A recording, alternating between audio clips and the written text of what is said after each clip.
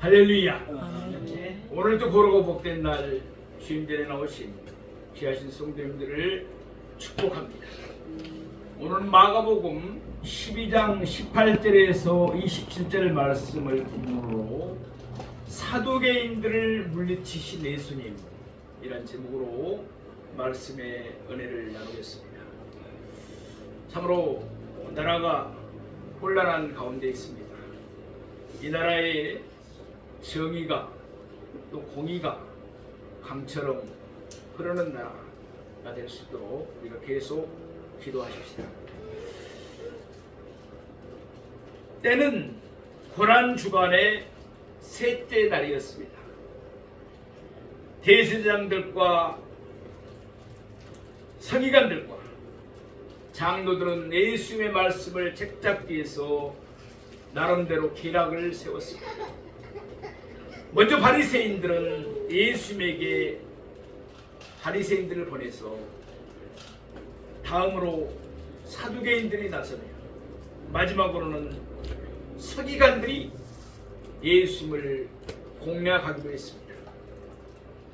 먼저 바리새인들이 예수님께 나와서 정치적으로 민감한 질문을 던졌습니다. 가이사에게 세금을 바치는 것이 옳으니까 옳지 아니하니까. 예수님의 결론적인 답변은 이러했습니다. 가이사의 것은 가이사에게, 하나님의 것은 하나님께 바치라. 아멘. 그들은 예수님의 말씀에 큰 찔림을 받았습니다. 왜냐하면 그들은 가이사의 것을 가이사에게 바치려 들지 않았습니다. 그렇다고 해서 하나님의 것을 하나님께 온전히 바치는 것도 아니었습니다. 결국 그들은 침묵하면서 예수님을 떠나가 버렸습니다. 오늘 본문은 사두개인들이 예수님을 시험하는 내용입니다. 그들의 계략은 신학적으로 어려운 질문을 던져서 예수님을 난처하게 만드는 것이었습니다. 그러나 그들도 역시 실패했습니다. 오늘 우리는 본문의 말씀을 세 대지로 나눠서 좀 더 자세하게 상고해 보면서 은혜 받기를 원합니다. 첫째로 예수님은 사두개인들의 시험을 받으셨습니다. 오늘 본문 마가복음 12장 18절 말씀을 보겠습니다. 부활이 없다는 사두개인들이 예수께 와서 물어 이르되. 유대교는 우리가 잘 아는 대로 바리새파, 사두개파, 열심당파, 에세네파로 나누어져 있었습니다. 당시에는 제사장들이 주로 사두개파 사람들이었습니다. 고로 사두개인들은 성전을 관할하고 있었습니다. 바리새인들의 계략이 실패하자 이번에는 사두개인들이 나서서 예수님을 시험한 것입니다. 사두개인들과 바리새인들은 신학적으로 큰 차이가 났습니다. 사도행전 23장 8절 말씀과 같이 사두개인들은 부활도 천사도 영도 없다고 주장했습니다. 어떻게 보면 무신론자들과 비슷하죠. 반면에 바리새인들은 다 있다고 주장했습니다. 이 때문에 그들은 많이 다투었습니다. 사두개인들은 부활과 영을 믿지 않았기 때문에 그들의 내세에 대한 소망도 있을 수가 없었습니다. 그들에게서는 이 땅의 삶이 전부였습니다. 지금 말로 한다면 이 땅에서 잘 먹고 잘 사는 것이 전부였다고 할 수 있습니다. 권세를 누리고 출세하고 명예를 얻고 이 땅의 사람이 전부라고 생각했습니다. 자연히 그들은 제사장이라는 그들의 지위를 이용해서 막대한 부와 권력을 누리며 살았습니다. 그런데 예수님은 성전 안에서 매매하는 자들을 내쫓으시며 돈 바꾸는 자들의 상을 불러 부으셨습니다. 사두개인들은 예수님이 자신들이 누리는 부와 권력의 크나큰 장애가 된다고 여겼던 것입니다. 그래서 사두개인들은 예수님을 없애는 일에 가담했습니다. 이에 그들은 평소에 바리새인들과 다투던 문제, 곧 부활에 관한 문제를 들고 예수님에게 나왔습니다. 사두개인들은 모세가 기록한 5권의 책, 우리가 잘 아는 대로 모세오경, 출애굽, 창세기, 창출, 레위신, 그 5권의 성경에만 절대적인 권위가 있다고 보았습니다. 따라서 그들은 모세가 부활을 말씀하지 않았기 때문에 부활이 없다고 주장했던 것입니다. 그러나 요한복음 5장 29절에서 예수님은 분명히 부활을 말씀하셨습니다. 또한 요한복음 11장 25절에서 예수님은 죽은 나사로를 살리실 때 자신을 가리켜 나는 부활이라고 분명히 말씀하셨습니다. 사실 부활이 없다면 우리의 믿음도 헛것이죠. 뿐만 아니라 예수님은 자신이 죽음을 당하시지만 다시 살아나실 것을 여러 차례 말씀하셨습니다. 이에 사두개인들은 예수님과 부활에 관한 논쟁을 한판 붙어보자고 예수님께 나왔던 것입니다. 사두개인들은 부활이 없다고 주장했습니다. 반면에 예수님은 부활을 가르치셨습니다. 따라서 성경적으로 누가 옳고 그른지 따져보자는 것이었습니다. 우리 오늘 본문 마가복음 12장 19절 말씀을 보겠습니다. 선생님이여, 모세가 우리에게 써주기를 어떤 사람의 형이 자식이 없어 아내를 두고 죽으면 그 동생이 그 아내를 취하여 형을 위하여 상속자를 세울지니라 하였나이다. 그들은 예수님을 선생님이라고 불렀습니다. 대단히 명예로운 호칭이었습니다. 당시에. 왜냐하면 유대인들은 하나님의 율법을 가르치는 랍비들에게만 선생님이라는 호칭을 사용하였기 때문입니다. 그러나 그들이 예수님에게 그 호칭을 사용한 것은 가룟 유다의 예수님에 대한 입맞춤과 같다고 할 수 있습니다. 그들은 사람들 앞에서 예수님이 자기들보다 율법을 모른다는 것을 부각시키려고 했습니다. 그러니까 그들은 무리에게 예수님을 하나님의 율법을 가르치는 선생이 될 자격이 없다는 것을 보여주려고 했던 것입니다. 이것이 바로 그들의 속셈이었던 것입니다. 곧이어 그들은 모세의 책 중에서 신명기 25장 5절 말씀을 인용했습니다. 하나님은 이스라엘 자손이 12지파를 유지하기를 바라셨습니다. 그래야 메시아가 유다지파에서 다윗의 자손으로 오시리라는 하나님의 말씀이 성취될 것이기 때문입니다. 이를 위해 하나님은 모세를 통하여 이스라엘 자손에게 특이한 율법을 주었습니다. 아들이 없이 남편이 죽었습니다. 그러면 죽은 자의 아내는 아무에게나 시집갈 수가 없었습니다. 반드시 죽은 남편의 형제들 가운데 미혼인 자와 결혼을 해야 했습니다. 그렇게 해서 첫 아들을 낳으면 그 아들은 죽은 남편의 이름을 잇도록 되어 있었습니다. 말하자면 그 첫 아들은 죽은 남편의 상속자가 되어야 했습니다. 그런 후에 계속해서 둘째, 셋째를 낳으면 그제야 그 아들들은 현재 남편의 상속자가 되었습니다. 창세기 38장을 보면은 야곱의 아들 유다의 집안 이야기가 나옵니다. 유다의 둘째 아들 오난이 이 법을 지키지 아니했습니다. 이에 하나님은 그를 악하게 보시고 그를 죽이셨습니다. 뒤에 보아스가 룻과 결혼한 것도 바로 이 법에 따른 것입니다. 아무튼 사두개인들은 먼저 모세 율법을 인용했습니다.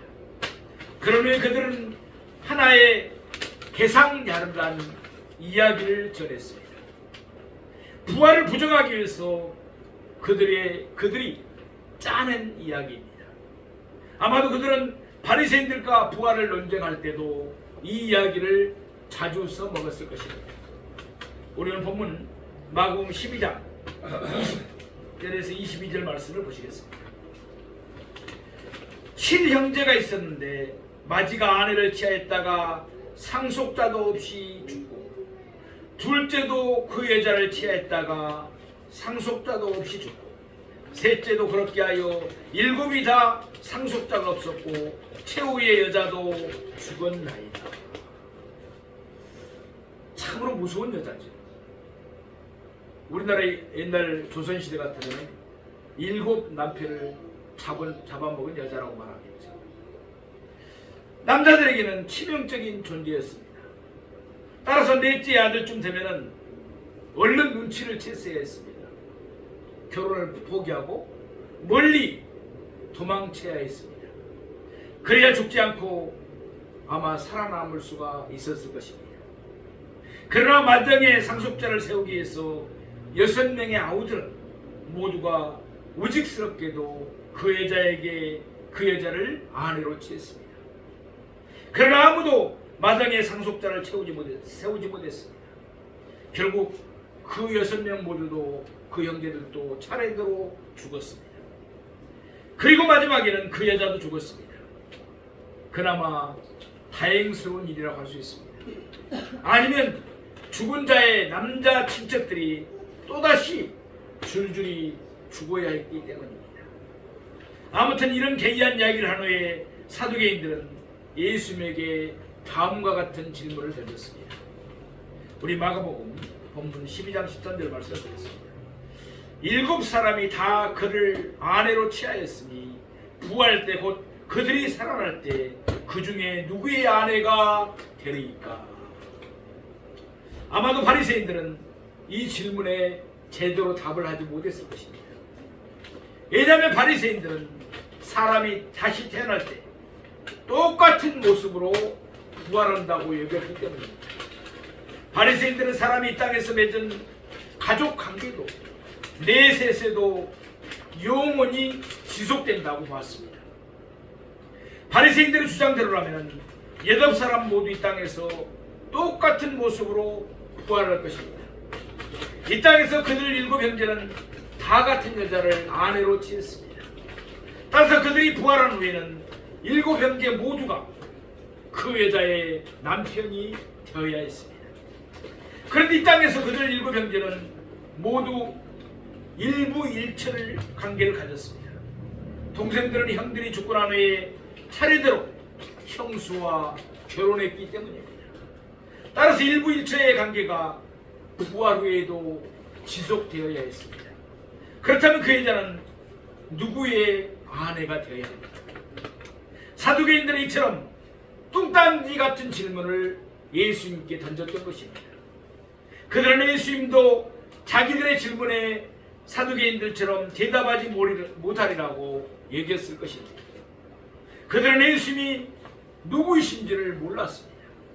그들은 예수님이 육신을 입으신 하나님이신 줄을 알아야만 했습니다. 둘째로 예수님은 사두개인들을 책망하셨습니다. 우리는 본문 12장 마가복음 12장 24절 말씀을 보겠습니다. 예수께서 이르시되 너희가 성경도 하나님의 능력도 알지 못함으로 오해함이 아니냐. 예수님은 사두개인들의 잘못을 2가지로 지적하시며 그들을 책망하십니다. 첫째, 그들은 성경을 알지 못했습니다. 둘째, 그들은 하나님의 능력도 알지 못했습니다. 그 결과 그들은 오해하고 있었습니다. 그들의 주장은 진리에서 완전히 벗어나 있었습니다. 예수님은 사두개인들이 성경을 모르면서도 성경을 알리하지도 않았음을 책망하신 것입니다. 만일 그들이 성경을 알았다면, 만일 그들이 모세의 율법을 알았다면 그들은 하나님이 죽은 자의 부활을 말씀하셨다는 사실을 깨달았을 것입니다. 우리는 성경을 금 곧 많은 순금보다 더 사모합니다. 숯불과 송이꿀보다도 더 달게 여겨야 할 줄로 믿습니다. 왜냐하면 성경 안에 무궁무진한 보화가 담겨있기 때문에 그렇습니다. 보화를 캐내는 심정으로 하나님의 말씀인 성경을 주야로 묵상하는 우리 모두가 되기를 원합니다. 계속해서 예수님은 사두개인들이 하나님의 능력도 알지 못한다고 말씀했습니다. 하나님의 능력은 성경에 분명하게 계시되어 있습니다. 예컨대 모세가 기록한 창세기 1장과 2장을 보면은 우리가 잘 아는 대로 천지 만물을 창조하신 하나님의 능력이 기록되어 있습니다. 하나님은 여세 동안 천지 만물을 창조하셨습니다. 하나님은 거대한 우주도 창조하셨고 눈에 보이지 않는 미생물도 창조하셨습니다. 하나님은 이 모든 것을 말씀으로 창조하셨습니다. 하나님은 무에서 유를 창조하신 것입니다. 이렇듯 하나님의 능력은 공허를 충만하고 혼돈을 질서로 바꾸었습니다. 그러나 하나님이 죽은 자를 다시 살리실 때 어찌 하나님이 죽은 자의 가족관계를 무질서하게 내버려 두시겠습니까? 하나님은 질서의 하나님이십니다. 사두개인들은 하나님의 무한하신 능력을 제대로 알지 못했던 것입니다. 성경을 알아야 합니다. 하나님의 말씀을 알아야 합니다. 그래야 하나님의 능력을 우리가 알 수가 있습니다. 성경을 알고 하나님의 능력을 알고 하나님을 힘있게 의지하는 우리가 되기를 원합니다. 그리함으로 전능하신 하나님의 무한하신 능력을 날마다 체험하고 덧입고 사는 우리가 되기를 주님의 이름으로 축원합니다. 셋째로 예수님은 사두개인들을 물리치셨습니다. 오늘 본문 마가복음 12장 25절 말씀을 보겠습니다. 사람이 죽은 자 가운데서 살아날 때에는 장가도 아니가고 시집도 아니가고 하늘에 있는 천사들과 같으니라. 아멘. 먼저 예수님은 하나님의 능력을 말씀하셨습니다. 하나님의 능력은 무한하십니다. 따라서 하나님은 죽은 자를 달리 살리실 때 하나님은 죽은 자의 생전 모습과는 전혀 다르게 살리십니다. 그러면 사람이 부활하면 생전과는 어떻게 다를까요? 사람이 이 땅에서는 장가도 가고 시집도 갑니다. 왜냐하면 사람이 죽더라도 사람은 하나님의 뜻을 따라서 생육하고 번성해야 하기 때문입니다. 그러므로 요즘 결혼을 안 한다는 것은 하나님의 뜻을 어기는 것입니다. 하나님은 분명하게 생육하고 번성하라고 우리에게 명령하셨습니다. 동성애 정말 하나님의 말씀에 거역하는 거죠. 아이를 안 낳는 것, 그것도 하나님의 말씀에 거역하는 것이죠. 물론 바울 사도처럼 특별한 독신의 연사를 받아서 하나님의 일에 지사 충성하는 사람도 있습니다. 그런 분들을 제외하고는 결혼할 수, 생육하고 번성하는 것이 하나님의 뜻임을 알고 우리 모든 성도님들 다 젊은이들은 결혼해서 많은 자녀들을 출산하기를 축복합니다. 자, 다시 본문으로 돌아갑니다. 그러나 사람이 부활하면 다시는 죽지 않습니다. 따라서 그때는 장가도 시집갈 필요도 없습니다. 사람이 이 세상에서는 혼자 사는 것이 좋지 않습니다. 사람은 누구도 온전하지 않기 때문에 그렇습니다. 따라서 이 세상에서는 돕는 배필이 필요합니다. 그러나 사람이 부활하면 돕는 배필도 필요가 없습니다. 그때는 모든 사람이 온전하게 되기 때문에 그렇습니다. 사람이 이 땅에 사는 동안에는 자기 가족을 최우선적으로 사랑합니다. 그러나 사람이 부활하면 끼리끼리의 배타적인 사랑은 완전히 사라집니다. 예수님이 신랑이시고 우리 모두는 신부가 됩니다. 우리 모두는 신랑 되신 예수님과 함께 똑같은 온전한 사랑을 나눕니다. 그러니까 사람이 이 세상에서 육신을 잃고 살 때만 결혼을 하고 아이를 낳으며 가족관계를 맺습니다. 그러나 사람이 죽은 자 가운데서 살아날 때는 그런 것들이 다 사라집니다. 왜냐하면 더 이상 그런 것들이 필요하지 않기 때문입니다. 곧 예수님은 사람이 죽은 자 가운데서 살아날 때는 하늘에 있는 천사들과 같아진다고 말씀하십니다. 사두개인들은 부활도 천사도 영도 없다고 주장했습니다. 그러나 예수님은 여기서 부활도 천사도 영도 있다는 사실을 분명하게 말씀하셨습니다. 바리새인들은 사람이 부활할 때 생전의 모습 그대로 살아난다고 말했습니다.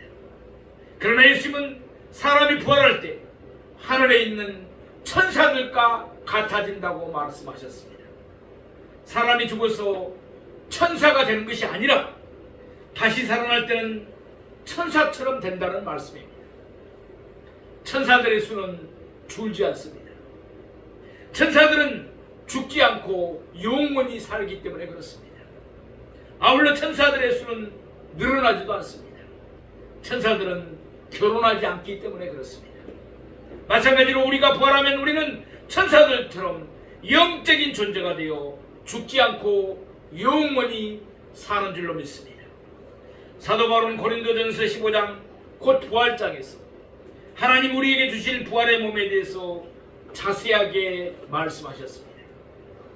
부활의 몸은 신령한 몸입니다. 그러므로 부활의 몸은 육의 몸과는 달라서 썩지도 않고 죽지도 않습니다. 병들지도 않습니다. 영원토록 영광스럽습니다. 말씀으로 천지와 모든 만물을 창조하신 하나님이십니다. 따라서 하나님은 얼마든지 우리에게 육의 몸과는 다른 부활의 몸을 주실 수가 있습니다. 사두개인들은 이와 같은 하나님의 능력을 알지 못했기 때문에 부활을 믿지 않았던 것입니다.